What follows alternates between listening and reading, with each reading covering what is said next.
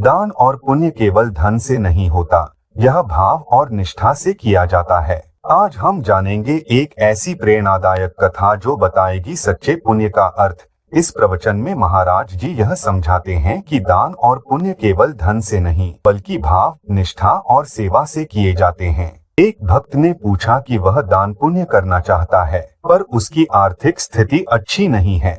महाराज जी ने उत्तर दिया कि दान का अर्थ केवल धन नहीं है, यह भाव और सेवा से भी किया जा सकता है। अगर कोई भूखा है तो उसे भोजन देना, ठंड से कांपते हुए व्यक्ति को अपनी जैकेट दे देना या किसी पशु पक्षी की सेवा करना भी बड़ा पुण्य है। महाराज जी महाभारत की कथा से मुद्गल ऋषि का उदाहरण देते हैं। मुद्गल ऋषि सिलोच वृत्ति से जीवन यापन करते थे, जिसमें किसान की फसल के बाद बचा अन्न और बाजार से बचा हुआ अन्न इकट्ठा करके गुजारा होता था। एक बार उन्होंने पूरे साल के लिए सत्व तैयार किया। उसी समय भगवान अतिथि रूप में आए और सारा सत्व खा गए। मुद्गल ऋषि ने खुशी खुशी भगवान को भोजन कराया और उनकी सेवा की। जब नेवला उस स्थान पर गया और सत्व के बचे हुए कण खाए तो उसका आधा शरीर सोने का हो गया।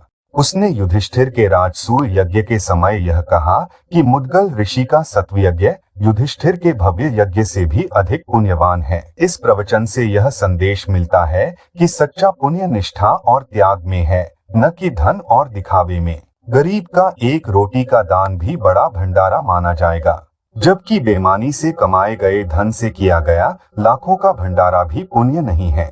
धन के प्रति लालसा से पाप बढ़ता है।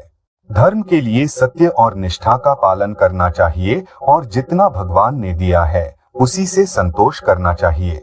दान का अर्थ केवल देना नहीं बल्कि सच्चे भाव और निष्ठा से सेवा करना है। भगवान वही स्वीकार करते हैं जो हृदय से दिया गया हो। राधे राधे।